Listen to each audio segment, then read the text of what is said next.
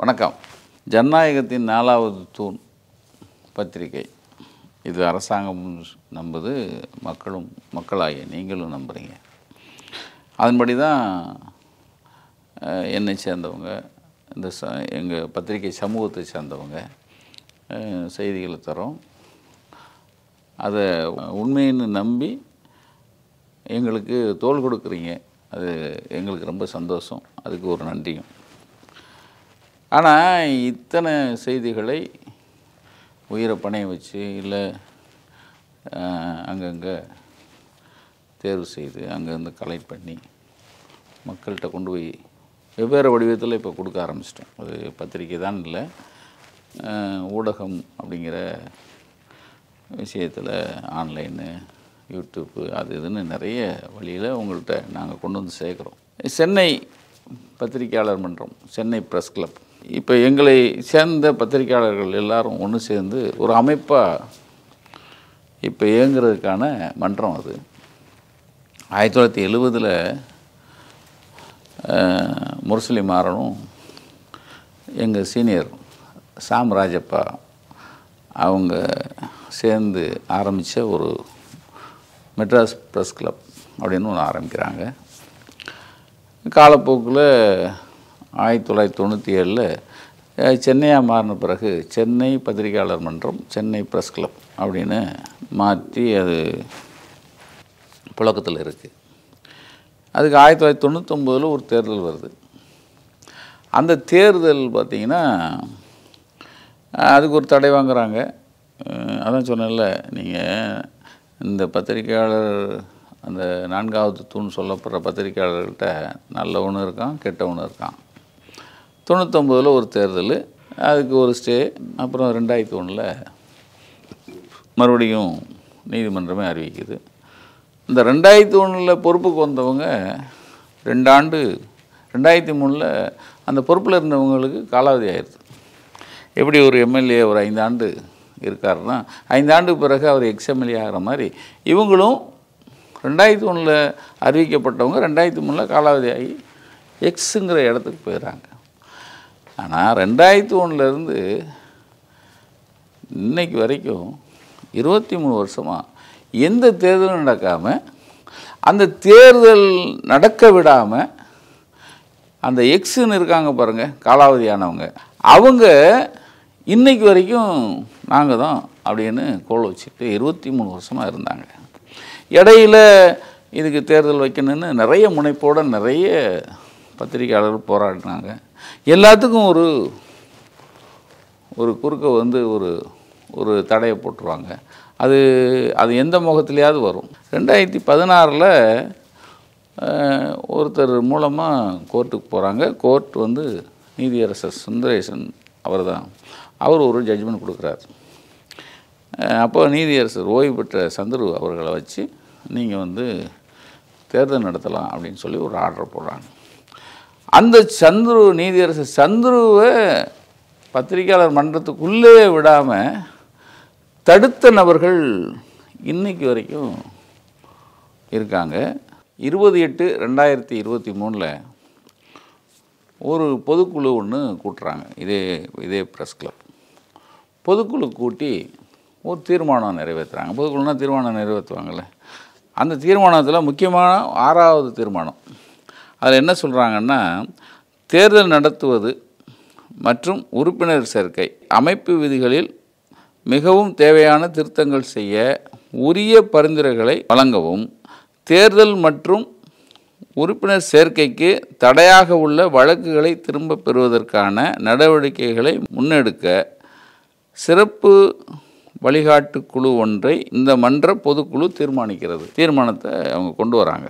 சிறப்பு வழிகாட்டு குழுவில் ராம்சார் தலைமையில் என்னோட சேர்த்து ஒரு 12 பேர். இது வந்து 2023 போட்டது. அதுக்கு அடுத்து போன மே மாதம் இப்போ வழிகாட்டு குழு என்ன கேட்டுக்கிட்டாங்களோ அதை நாங்கள் தயார் பண்ணி அவங்களுக்கும் அதே இப்போ இருக்காங்க காலாவதியான மெம்பர்ஸ் இருந்தாங்க இல்லையா, அதாவது 2003 பதவி இழந்தவங்க இருந்தாங்க இல்லையா, நான் தான் பொறுப்பு தலைவர், நான் தான் மேனேஜிங் கமிட்டின்னு உட்காந்துருந்தாங்க. அவங்ககிட்ட இதை கொடுத்தோம். அதை தூக்கி அவங்க பின்னாடி போட்டாங்க. கடந்த மே மாதம் 27, 28 நினைக்கிறேன், திடீர்னு அவங்க பொதுக்குழுவை கூட்டி நாங்கள் வந்து நிர்வாகிகளை தேர்ந்தெடுக்க போகிறோன்னு அது ஏதோ ஒரு சூழ்ச்சியோடு அதை ஆரம்பிக்க போனாங்க. அது சில பல தடைகளால் அது அப்படியே அப்ரப்டாக பொதுக்குழு நடக்காமல் போச்சு. பொதுக்குழு நடக்காமல் போன உடனே மறுபடியும் அவங்களே அதை இப்போ பொறுப்பில் இருந்தாங்க இல்லையா, பொறுப்புன்னு சொல்லிகிட்டு இருந்தவங்க அந்த 12 பேர் என்ற குழுவிட்ட மறுபடியும் நீங்களே எங்களுக்கு தேர்தல் நடத்தி புதிய உறுப்பினர்களை சேர்த்து அந்த நிலுவையில் இருக்கிற வழக்குகளையும் சரி செய்து நீங்கள் வந்து எப்படியாவது தேர்தல் நடத்தி கொடுக்கணும் அப்படின்னு ஒரு கடிதம் கொடுக்குறாங்க. யார்கிட்ட? இந்த வழிகாட்டுக்குழு, எஸ்சிஜி, சிறப்பு வழிகாட்டுக்குழு, ஸ்பெஷல் கைடன்ஸ் கமிட்டின்னு சொல்லுவாங்க, கொடுக்குறாங்க. அப்போ ராம்சார் தலைமையில் நாங்கள் எல்லாம் இருக்கோம்.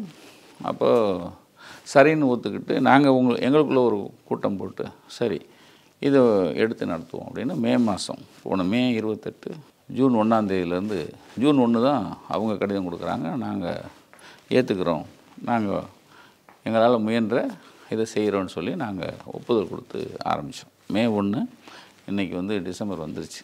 இடையில் நிறைய தடைகள், அதாவது தேர்தலை நோக்கி கொண்டு போயிடக்கூடாதுங்கிறதுக்காக ஐயோ அவங்க கொடுத்த குடைச்சல் இருக்குது பாருங்கள். ஏன்னா சௌரியமாக உட்காந்த இடத்துல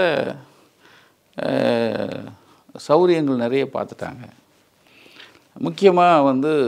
முக்கியமாக எல்லாருக்கும் இருக்கிற ஒரு பெரிய வருத்தம், சவுக்கு சங்கர் மாதிரி இருக்கிற ஆட்களுக்கு அங்கே தான் அடைக்கலமாக முதல்ல ஆரம்பித்ததே அங்கே தான் அப்படின்னு சொல்லி ஒரு குற்றச்சாட்டு பெருசாக இருக்குது. சவுக்கு சங்கரை இன்றைக்கி வரைக்கும் பத்திரிகையாளனை யாரும் ஏற்றுக்க முடியாது. நான் அதுக்குள்ளே வரல. நிறைய தப்பான விஷயங்கள், அதாவது பிளாக்மெயில் பண்ணுறது, அங்கே உட்காந்து நிறைய மிரட்டுறது, இந்த மாதிரி நிறைய விஷயங்கள் ப்ரெஸ் கிளப்புக்குள்ளே நடக்குதுங்கிற அந்த செய்தி வந்துக்கிட்டே இருக்கும். நான் வந்து கிட்டத்தட்ட என்றைக்கு 2003க்கு பிறகு பல ஆண்டுகளாக நான் தான் ப்ரெஸ்குள்ளே போனதே இல்லை. ஏன்னா நிறைய கம்ப்ளைண்ட்ஸ் இருந்தது. இப்போ இதை ஒழுங்குபடுத்துகிற வேலையை வழிகாட்டுக்குழுவுக்கு கையில் வந்திருக்கு. அதை நாங்கள் முயற்சி எடுத்து பண்ணணுன்னா, ஒன்று நிலுவையில் இருக்கிற வழக்குகளை திரும்ப பெறுறது. அவங்க எல்லாத்தையும் நாங்கள் பேசணும். அவங்க எல்லோரும் ஒவ்வொன்றா எங்கள் மேலே நம்பிக்கை வச்சு எல்லாருமே வித்ரா பண்ணாங்க. அடுத்து பழைய மெம்பர்ஸ் இருக்காங்க இல்லையா, பழைய மெம்பர்ஸ் இது வரைக்கும் புதுப்பிக்காங்க அவ்வளோ பேர் இருந்தாங்க. மொத்தம் அவங்க லிஸ்ட்டு படி பார்த்தா 1500 2000 பேர் இருந்தாங்க. அவங்களில் காலாவதியானவங்க, அவங்க பத்திரிக்கை விட்டு போனவங்க, இறந்து போனவங்க, இப்படிலாம் லிஸ்டெல்லாம் எடுத்துட்டா ஒரு 600 பேர் ரினியூவல் பண்ணாங்க. பழைய மெம்பர்ஸு ரினியூவல் பண்ணாங்க.